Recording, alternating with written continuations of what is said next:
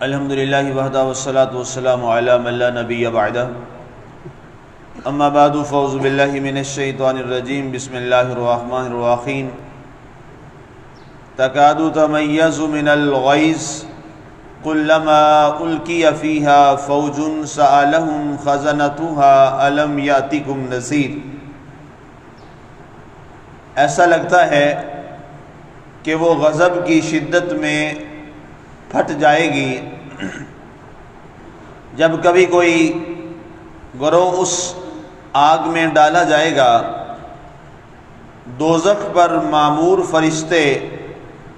ان سے پوچھیں گے کیا تمہارے پاس کوئی ڈرانے والا نہیں آیا تھا؟ آج ہماری سورہ الملک کی آیہ مبارکہ نمبر 8 کی تلاوت و ترجمہ کا شرف نصیب ہوا۔ سامعین، کل کی آیہ مبارکہ میں ہماری جو گفتگو چل رہی تھی، اللہ نے فرمایا وَلِلَّذِينَ كَفَرُوا بِرَبِّهِمْ عَذَابُ جَهَنَّمَ وَبِئْسَ الْمَصِيرُ۔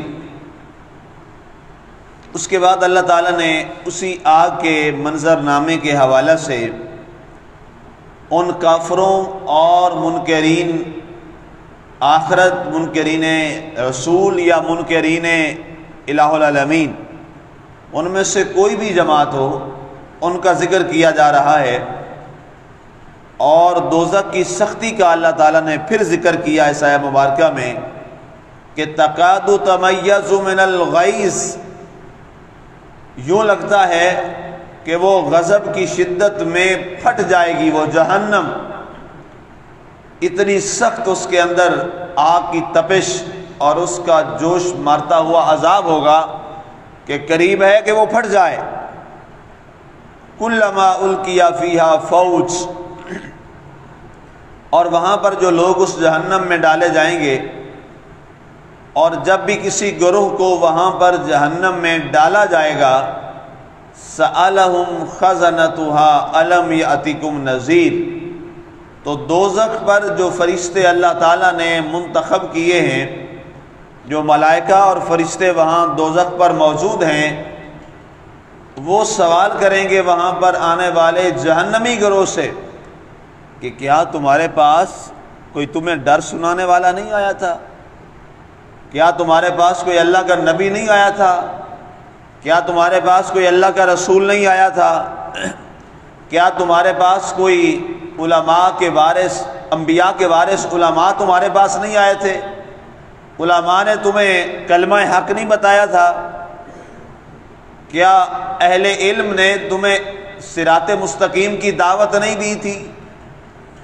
تو یہاں کئی روایات بیان کی جاتی ہیں کہ پہلے تو یہ ہے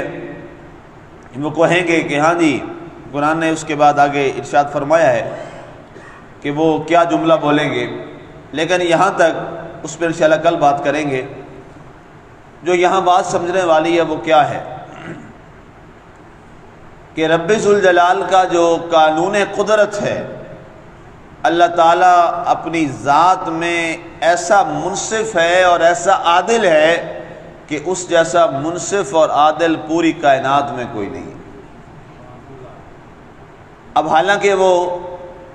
جو فیصلہ کر رہا ہے یا کسی کو جو جہنم میں ڈالا جا رہا ہے، تو ظاہر ہے اس کے نامہ اعمال کی بنیاد پر ہی اس کو جہنم میں ڈالا جا رہا ہے۔ اور یہ جو ہمارے فرشتے ہیں کرامن کاتبین، دایاں فرشتہ جو نیکیاں نوٹ کرتا ہے اور بایاں فرشتہ جو ہماری برائیوں کو نوٹ کرتا ہے، یہ اللہ کے ملائکہ ہیں، اور یقیناً یہ کسی بھی معاملے میں بدعنوانی نہیں کرتے، یہ غلط نہیں کرتے۔ اللہ نے ملائکہ کو معصوم پیدا فرمایا ہے، وہ گناہوں سے پاک ہیں، اور یفعلون ما یؤمرون، اللہ قرآن میں فرماتا ہے کہ یہ وہی کرتے ہیں جو اللہ انہیں حکم دیتا ہے، اس کے علاوہ یہ کوئی اور کام نہیں کرتے۔ اللہ کے آرڈر کے یہ پابند ہیں، لیکن اس کے باوجود اللہ تعالیٰ نے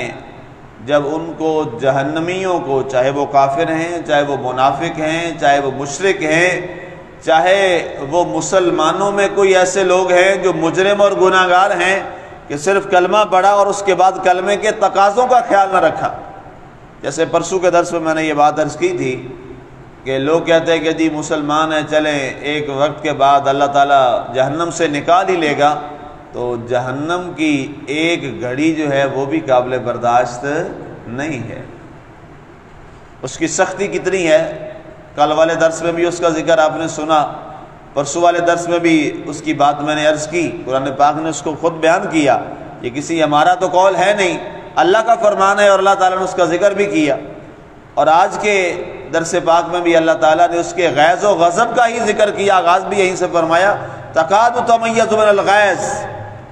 کہ وہ جہنم کی آگ اتنی تپش میں ہوگی، اتنی جوش مارتی ہوگی کہ جناب ہر چیز پھٹ جائے گی، اور ذرہ ذرہ تباہی کا عالم یہ ہوگا کہ پھر اس انسان کو، جو اس شخص کو جو جہنم میں ڈالا جا رہا ہے، جہنم میں تپایا جائے گا، جلایا جائے گا، اس کے جسم کے ٹکڑے ٹکڑے اور ذرے ذرے ہو جائیں گے، اور اس کا جسم جب جلے گا تو وہ پیپ کی شکل میں اور پانی کی شکل میں وہ میلٹ کیا جائے گا، اللہ اکبر، پگھلایا جائے گا، اور پھر اس کے ایک ایک ذرے سے بھی چیخ و پکار کی آواز آئے گی۔ کل میں نے وضاحت اس کی کہ کتنی قسمیں ہیں، 3 قسمیں، اس طرح میں نہیں جا رہا۔ تو اس کی چیخ و پکار اس قدر سخت ہوگی اور اس قدر وہ دہلا دینے والی ہوگی کہ تقاد تمیز من الغیظ۔ اس وقت ملائکہ جو ہیں پھر ان سے یہ سوال کریں گے تاکہ اتمام حجت ہو جائے۔ اللہ تعالیٰ اتمام حجت، اس کو آسان لفظوں میں یوں کہیں گے، اللہ تعالیٰ اپنی بات کو اور دلیل کو پکا کرنا چاہتا ہے کہ کوئی شخص یہ نہ کہے کہ اللہ نے مجھے بے جا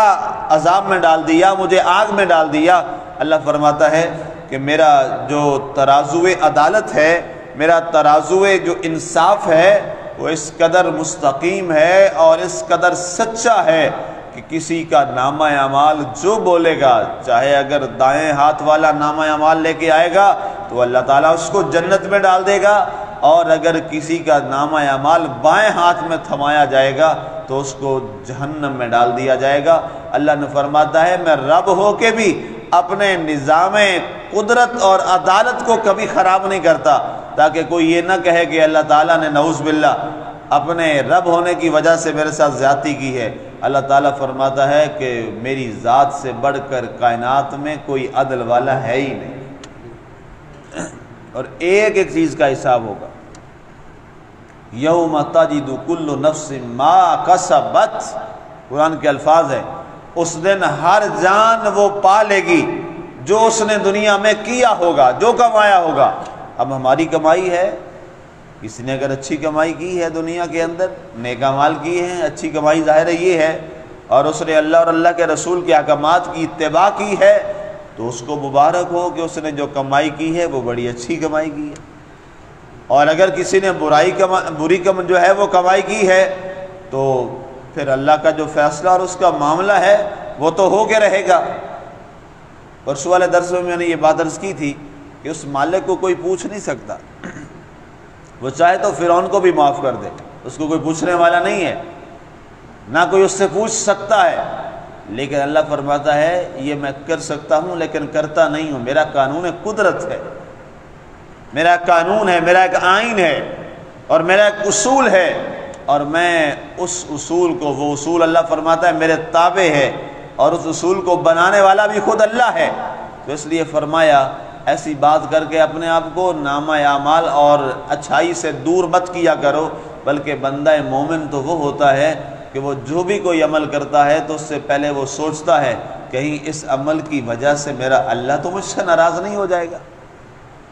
میرا رب تو مجھ سے ناراض نہیں ہو جائے گا۔ اس لیے جب بھی کوئی قدم اٹھائیں، کوئی بات کریں، کوئی عمل کریں، تو اس سے پہلے ضرور سوچیں اس عمل سے، بات سے، کام سے، کہ کہیں میرا مالک تو مجھ سے ناراض نہیں ہوگا اس بات سے۔ جب انسان اس حد تک سوچنے لگتا ہے تو پھر خود بخود اس کے لیے رحمت کے دروازے کھلنا شروع ہو جاتے ہیں، پھر اللہ تعالیٰ اس کے لیے آسانیاں پیدا فرما دیتا ہے، اور اللہ تعالیٰ خود فرماتا ہے کہ جو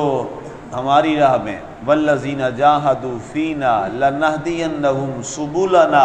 جو ہماری راہ میں چلنے کے لیے کوشش کرتے ہیں ہم اس کو اپنی راہ اور اپنی بارگاہ کا راستہ دکھانا آسان کر دیتے ہیں۔ سبحان اللہ۔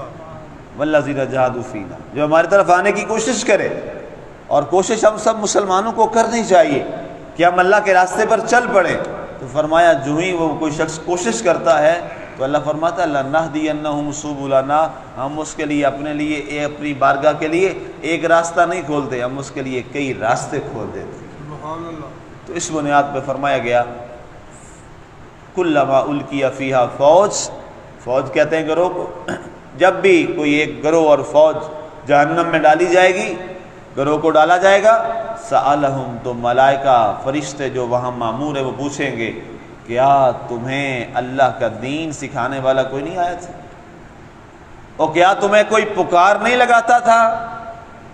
کیا تمہیں اللہ کے راستے کی طرف بلانے والا کوئی نہیں تھا کہ آج تم جہنم کے راستے جا رہے ہو؟